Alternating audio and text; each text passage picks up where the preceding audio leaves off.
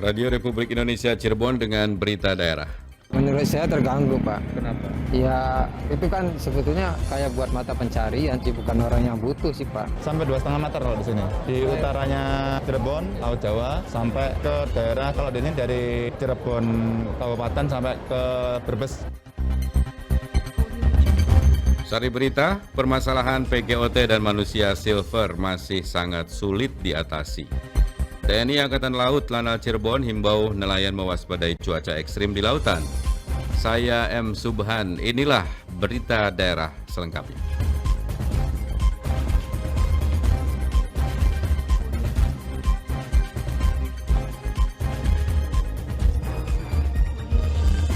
Kami sampaikan laporan khusus pagi hari ini, permasalahan PGOT dan manusia silver masih sangat sulit untuk diatasi.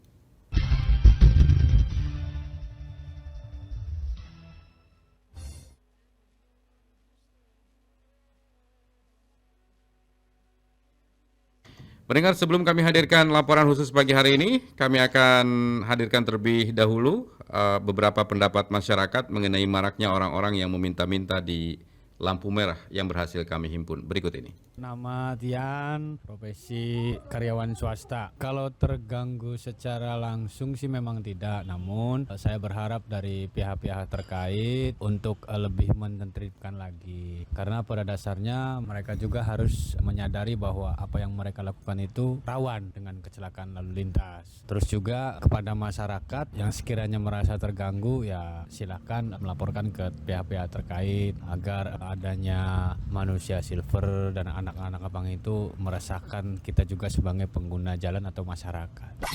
Nama Linda, profesi mahasiswi. Menurut pendapat saya tentang kalau manusia silver mah nggak mengganggu ya. Yang lebih mengganggu itu lebih ke anak pang. Dari pengalaman saya gitu ya, naik angkot terus berhenti di lampu merah. Nah itu tuh langsung didatengin sama orang-orang yang anak pang itu loh. Nah itu kan jadi keganggu banget ya. Udah mana datang-datang langsung Pak, minta Pak, Ibu gitu. Harapannya semoga bisa ditertibkan kembali ya.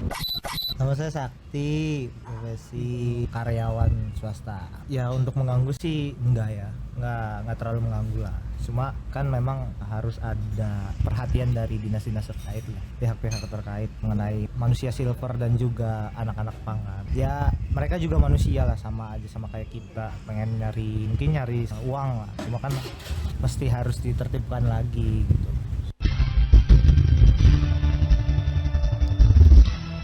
Baik pendengar, kembali kami hadirkan laporan khusus pagi hari ini, permasalahan PGOT dan manusia silver masih sangat sulit untuk diatasi. Laporan akan disampaikan Alex Sunardi. Ya mungkin dari pihak Satpol PP yang punya kewenangan ya, Pak ya. Kalau saya sih nggak, ini merasa terganggu aja. Permasalahan pengemis gelandangan dan orang terlantar PGOT termasuk di dalamnya manusia silver masih menjadi persoalan serius yang sangat sulit untuk diatasi. Meski petugas berulang kali melakukan razia, namun PGOT dan manusia silver ini kembali muncul di jalanan, terutama di perempatan lampu merah.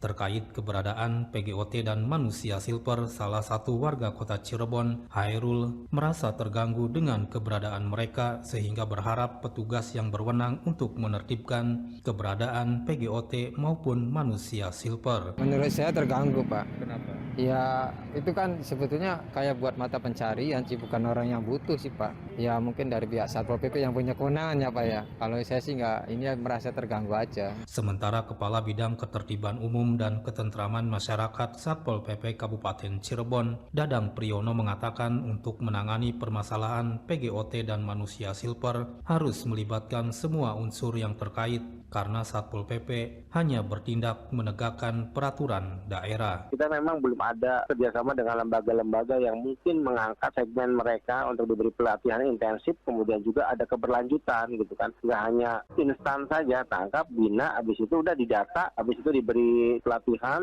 hanya untuk gugur kewajiban dalam kegiatan, habis itu udah dilepas gitu. Tidak ada pembinaan keberlanjutan gitu kan. Ini kan semua stakeholder harus terjun di sana, nggak hanya Satpol PP. Kalau kita kan hanya tentang penegakannya saja, bagaimana menegakkan di jalanan sesuai dengan peraturan daerah tentang ketertiban umum. Dadang Priyono berharap dinas instansi terkait bisa memberikan pelatihan bagi para PGOT dan manusia silver sehingga nantinya mereka memiliki keahlian dan tidak kembali lagi ke jalanan. Alex Sunardi melaporkan. Kita akan ikuti perbincangan reporter kami Lengga Ferdiansa mengenai penanganan manusia silver di wilayah Kota Cirebon dengan Kepala Dinas Sosial Kota Cirebon Dr. Anda Santi Rahayu.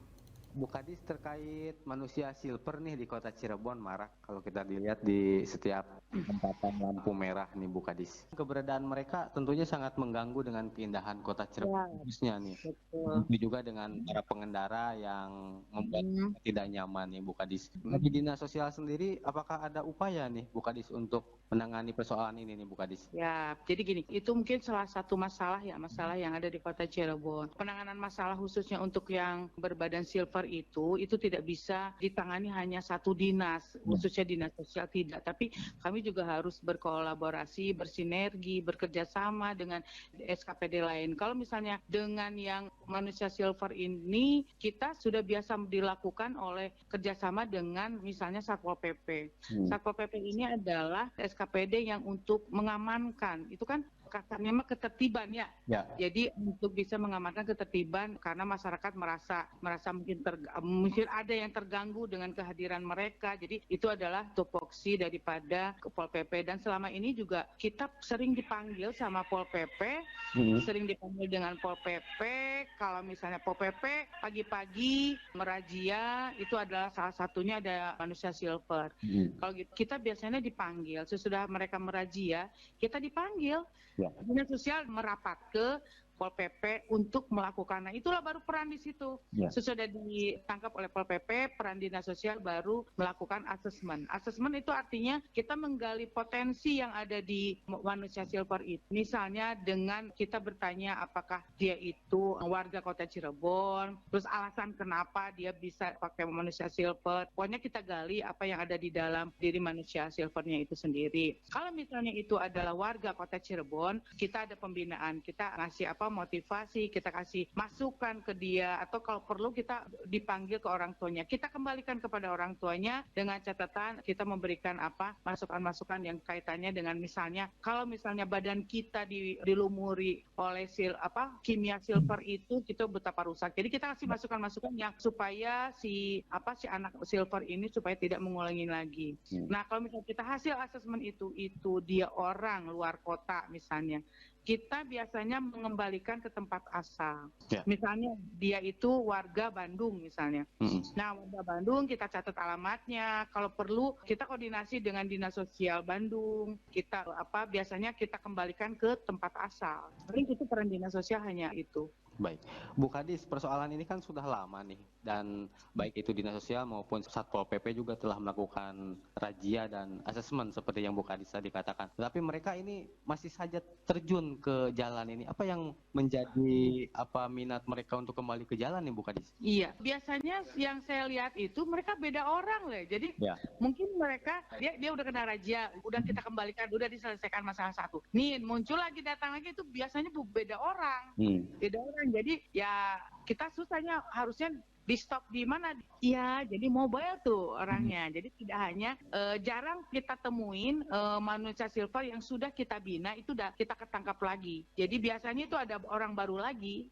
Baik. Mungkin untuk saat ini nih apa yang harus dilakukan nih? Kita itu di Dinas Sosial ada tim reaksi cepat untuk menangani masalah itu. Jadi kita tidak bosan-bosannya kita datang ke lapangan, nanti kita bekerja sama dengan Pol PP juga, pendekatan secara pribadi bahwa itu kasarnya mengganggu ketertiban, terus merusak juga ke diri sendiri gitu. Mungkin nanti kita dalam waktu dekat lah kita akan memberikan motivasi secara pribadi gitu lah. Kita punya tim di sini, tim reaksi cepat, Dinsos. Mungkin itu. Baik. Pemerintah Kabupaten Majalengka menggulirkan program padat karya di 14 desa se-Kabupaten Majalengka. Bupati Majalengka Karna Subahim mengatakan, program pemberdayaan masyarakat yang dibiayai APBD tersebut dilaksanakan melalui pembangunan fisik yang melibatkan warga setempat. Program ini untuk membuka lapangan kerja sampai ke pelosok pedesaan melalui berbagai kegiatan seperti jalan, jaringan irigasi, MCK, dan kegiatan lainnya. Anggaran 200 juta rupiah, antara lain 130 juta untuk material dan 62 juta untuk upah pekerja.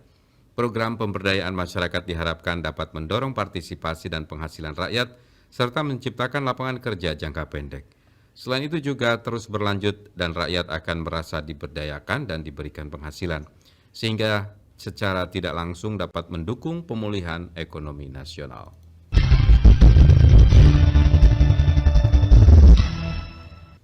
Dan Lanal Cirebon menghimbau para nelayan agar mewaspadai cuaca ekstrim di lautan.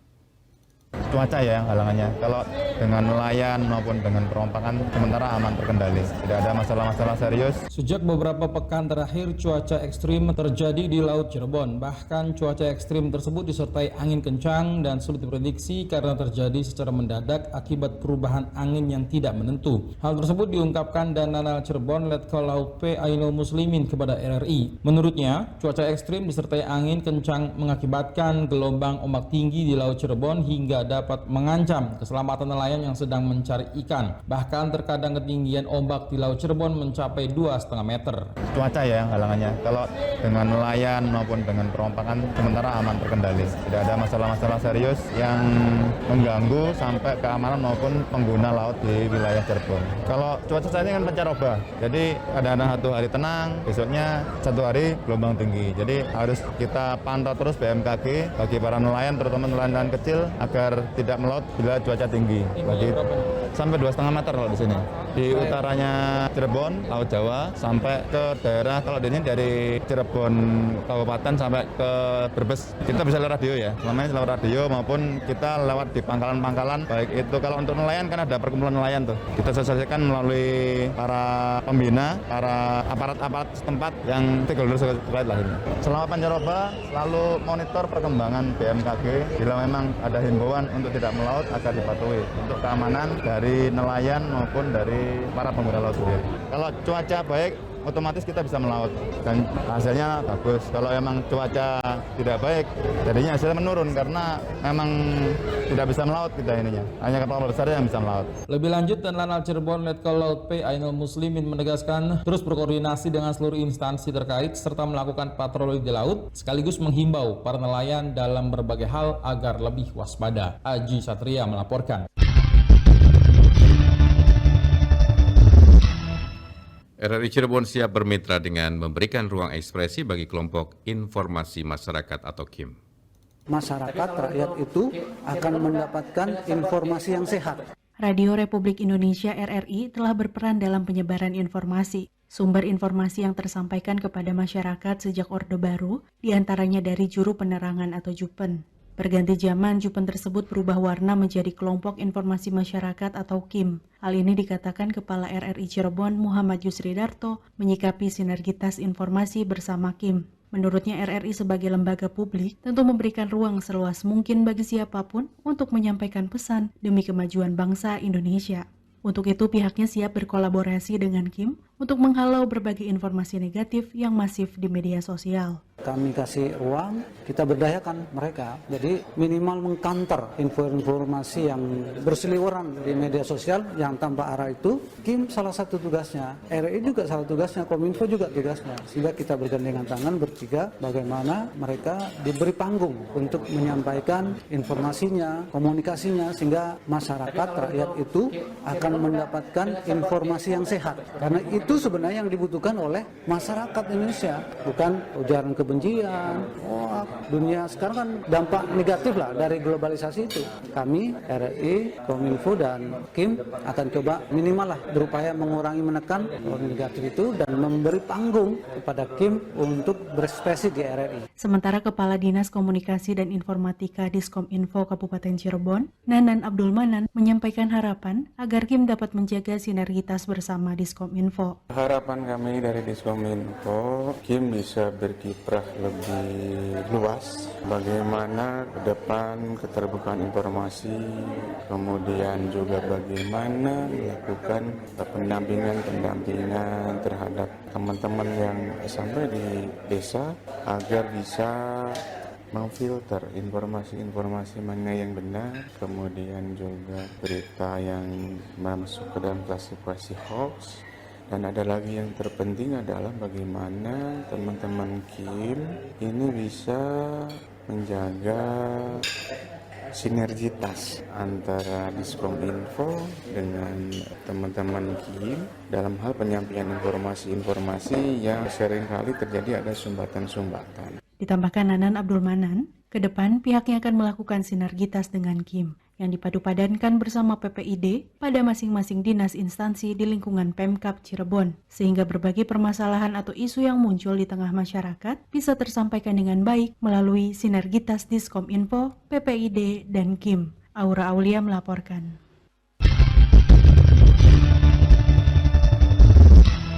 Polres Cirebon Kota menyalurkan 500 paket bantuan sosial kepada masyarakat kurang mampu. Kita mengusulkan sebanyak 500 paket sembako yang akan dibagikan kepada kaum duafa. Jajaran Polres Cirebon Kota memberikan bantuan sosial berupa 500 sembako kepada warga kurang mampu di wilayah hukumnya. Usai kegiatan, Kapolres Cirebon Kota AKBP M. Fahri Siregar mengatakan kepada RRI, bantuan sosial tersebut wujud syukur dari jajaran instansi kepolisian dalam merayakan HUT Bayangkara ke-76 tahun. Bantuannya diberikan secara door-to-door dengan melibatkan unsur TNI, Babinsa, dan Babin Kamtipmas bergerak bersama-sama. Bantuan sosial tersebut diharapkan bermanfaat bagi masyarakat yang kurang mampu. Dalam rangka peringatan Hari Bayangkara yang akan kita peringati pada 1 Juli 2022, dan hari ini kita mengusulkan sebanyak 500 paket sembako yang akan dibagikan kepada kaum duafa, dan hari ini juga dihadiri oleh para tokoh agama, tokoh masyarakat, tokoh pemuda yang alhamdulillah sampai saat ini memberikan dukungan kepada kepolisian untuk bisa melaksanakan tugas secara optimal. Cara penyalurannya gimana, Bang? Ini dibusikan oleh teman-teman dari Babinsa dan Babin Kamtipmas, dan kami sudah memiliki data dari kecamatan, dari polsek, kaum duafa saja, kaum duafa mana saja yang akan kita dikirimkan langsung ke rumah atau ya, gimana? Dikirimkan ke rumah masing-masing, yang akan dikirimkan oleh Babinsa maupun Babin Kamtipmas dan 3 pilar yang ada di wilayah polsek masing-masing. Sebelum melepas tim distribusi Bansos, Kapolres Cirebon Kota mengikuti virtual rangkaian Bansos Hari Bayangkara ke-76 oleh Mabes Polri. Selain itu, Kapolres juga secara simbolis menyerahkan Bansos ke Marbot Masjid, Yayasan Yatim Madinatun Najah, UMKM Bawang Goreng, Ojek Pangkalan, tenaga medis, purnawirawan, korban PHK, dan lansia. Rian Kristono melaporkan. Jajaran Polresta Cirebon mengadakan bersih-bersih di 2 masjid bersejarah di Kabupaten Cirebon, yakni Masjid Pasalakan dan Masjid Al-Karomah Depok. Kemudian dilanjutkan pengecatan area masjid dan mengganti kerainya. Kapolresta Cirebon Kombes Pol Arif Budiman kepada RRI mengatakan kegiatan tersebut merupakan rangkaian peringatan Hari Bayangkara ke-76 dan juga untuk kepedulian terhadap warisan budaya, agar kelestariannya tetap terjaga dan dapat dilihat anak cucu di masa yang akan datang. Esensi dari kegiatan tersebut mengajak seluruh anggota Polri dan elemen masyarakat bahwa momentum Hari Bayangkara tidak hanya diperingati atau melaksanakan kegiatan seremonial, lebih dari itu menjadikan momentum tersebut untuk berkontribusi, diantaranya kepedulian sosial, kepedulian masyarakat, kepedulian alam, dan terkait dengan keberagaman beragama. Ketua Ikatan Wartawan Online atau IWO menghimbau masyarakat bijak dalam bermedia sosial.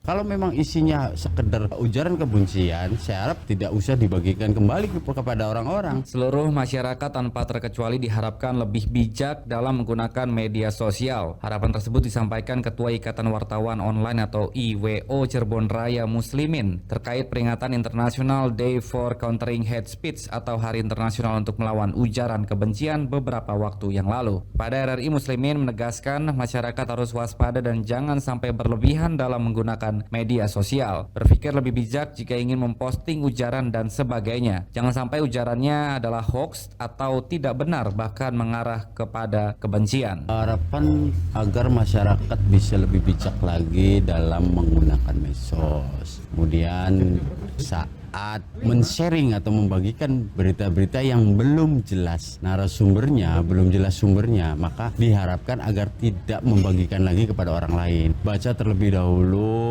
berita tersebut, validasi terlebih dahulu, kemudian sumbernya siapa, baru kemudian dipahami isinya apa. Kalau memang isinya sekedar ujaran kebencian, saya harap tidak usah dibagikan kembali kepada orang-orang, cukup berhenti kepada dirinya sendiri. Nah, kalau dulu kan ada bahasa mulutmu harimaumu, saat ini kan ada bahasa jempolmu harimaumu. Karena hari ini Undang-Undang ITE mengintai kita semua sebagai pengguna medsos. Lebih lanjut, Muslimin menuturkan masyarakat agar cross-check bila menerima informasi yang disebarkan dan berbagai pola tulisan lainnya. Angga Prasetya melaporkan.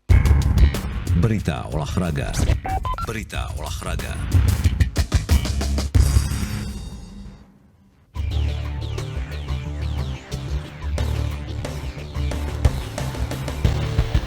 Tim Kormi Kabupaten Kuningan berhasil meraih 2 medali emas dan 1 perak di ajang Porprov Jawa Barat 2022. Laporan disampaikan Hairul Anwar.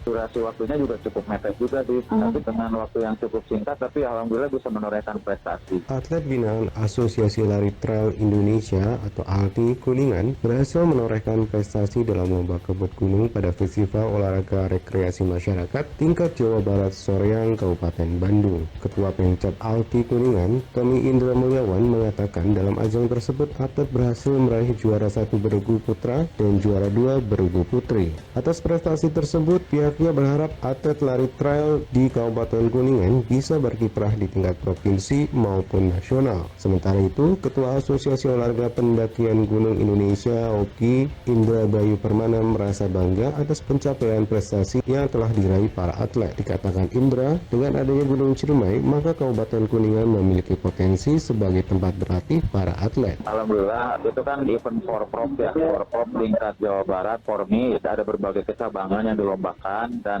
setahu saya yang menorehkan prestasi itu ada beberapa kecabangan dari mulai BFF, ada medali emas, kemudian juga yang terbaru tadi yang kebut gunung itu dari asosiasinya Pengkabnya OKI, Asosiasi Olahraga Pendakian Gunung, yang putranya juara 1 itu bergu ya 3 orang, kemudian yang putrinya juara 2. Nah ini juga atlet-atletnya kita rekrut dari ALTI juga, jadi ini hasil koordinasi komunikasi dengan ALTI.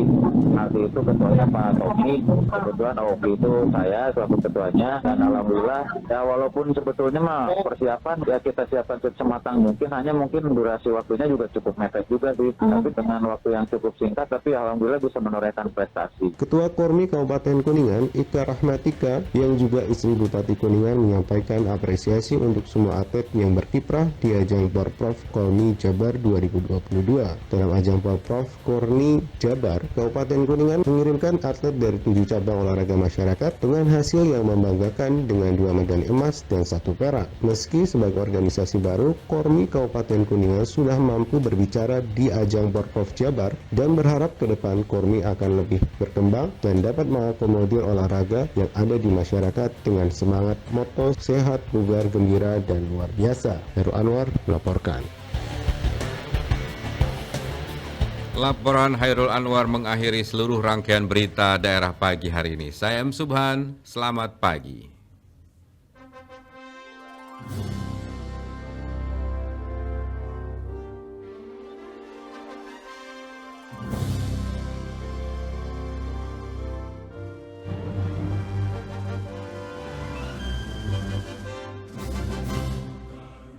Pancasila.